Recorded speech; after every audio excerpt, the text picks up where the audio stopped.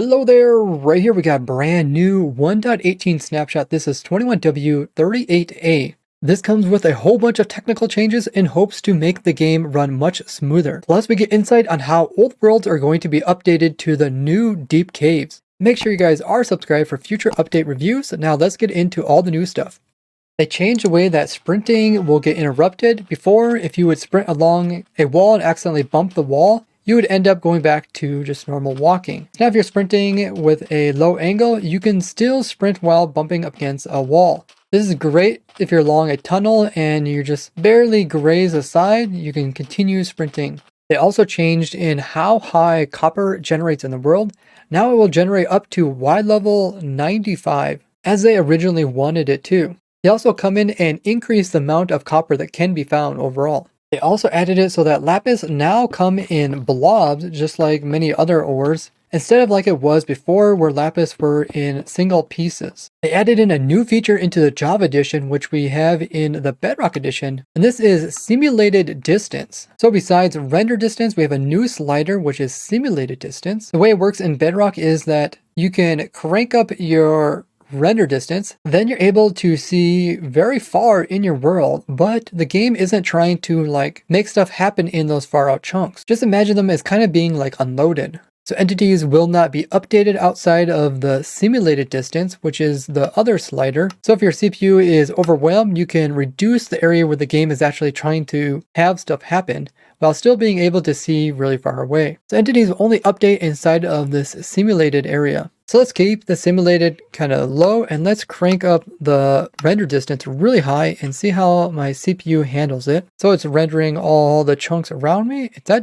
doing it really fast. CPU is at 99%, but it should come down once everything is completed. So it's finishing rendering all of those faraway chunks and actually went back down to 30% for my CPU and 20% for my GPU. So I can actually see really far away and the frames are a little bit low because I'm currently recording and it's recording off of my GPU. Now besides this property being in your client for single player, they also have this in the server properties. So on servers, you can choose to make it so that people can see really far, but it won't actually simulate any entities really far out. Now they're hoping to also add so that the simulation will affect block and fluid ticking. So block updates would occur outside the simulation and like fluid ticking would also not occur.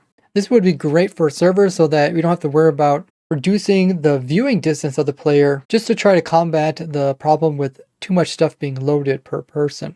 And of course, if you're on single player, you can always adjust it however your CPU can handle. They came up with another big change, which is they increase the maximum amount of background threads. Various background tasks include the world generation are executed on the background thread pool, and it was equal to the amount of available threads -1 for the CPU, but had an upper limit of 7. Now the upper limit is 255, and this will help with higher end machines with the world generation performance. This upper limit can be exceeded, for example, if you're running multiple servers on a single machine.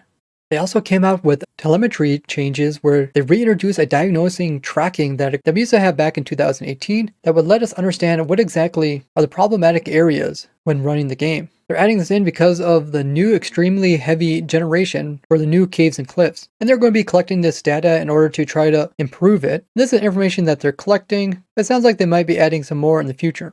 We also got some insight on how they're going to deal with the old world generation, where the caves aren't as deep. This is a tweet from Corner Hard MC. He's one of the Bedrock Edition developers. And he says, what happens when you have old world with layers of bedrock at Y level 0 and you upgrade to 1.18?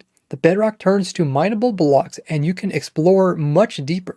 So if we go on to read the Bedrock changes under the category experimental features, there is added in new world cave generation when upgrading saved chunks below Y level 0 using the Caves and Cliffs experimental toggle. Chunks previously upgraded with the bedrock underneath will not see this change. So even in your old chunks, you could find the new like dripstone biome and the lush cave one. And for bedrock players, it goes down The lists explain exactly how you can do this to your world.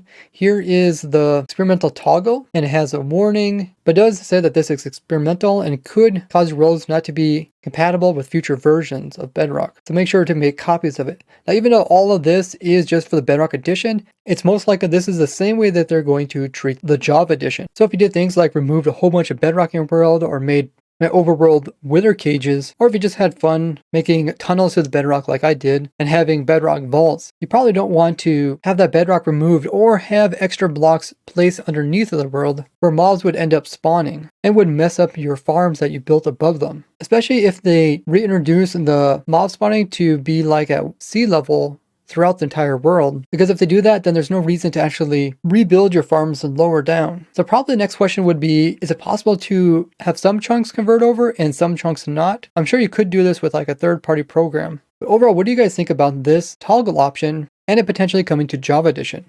In the last snapshot, they came out with quite a few very technical things added into the game. So they went ahead in this one and fixed some of the bugs for that one. They fixed a bug to do with the new audio output selection. The game was failing to switch to an audio output from one device to another after a game has started. They fixed two problems to do with aquifers in the game. The first one being that aquifers were often generating with extremely harsh borders, making them not look very natural. The second being that there was too many aquifers on biome surfaces when the biome surface was at sea level or below. Weird aquifer placement on the surface was my only real complaint about the new generation. So I'm glad that they are addressing this. There are still some problems in the game like this here where a tree was trying to be placed over here but it wasn't ultimately, but the leaves of the tree were still placed, but since it was a different chunk, it left them in. In the last snapshot, the game wasn't placing in any strongholds, so you wouldn't even be able to finish the game. But in the new one, it is fixed. You guys might have noticed that in my video about how you can easily kill withers in 1.18, there was this bug where the light was making it so that it looked like that there was something dark above me that was making all the blocks extremely dark. And this bug was now fixed in the snapshot. And it had to do with the new lighting changes that they added into the game. They also resolved the problem of a memory leak in the last snapshot. This was a problem in the previous snapshot where you had to constantly restart your Minecraft. Otherwise it would just get extremely slow. The new JFR debug command was having overriding occurring if you start and stop it multiple times, and now that's resolved. Mojang also fixed a few other bugs to do with the new JFR.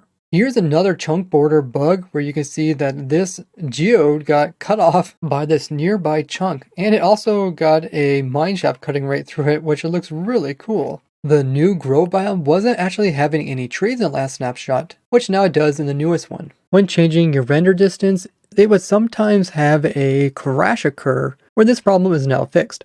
They also resolved this problem where dripstone caves would make themselves onto the surface and just completely kind of tear up the natural terrain around them. They resolved this problem where caves were being cut off abruptly.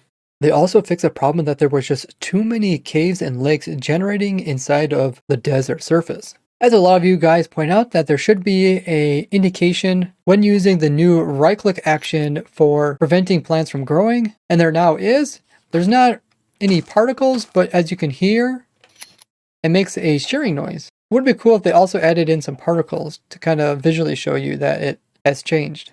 Now check out this playlist if you want to see more weird things that are coming out with 1.18, and check out this other one if you want to see cool glitches that we discovered while playing this game for over 12 years. I'd like to thank all you guys for watching, and I will see you guys in the next one. Bye-bye!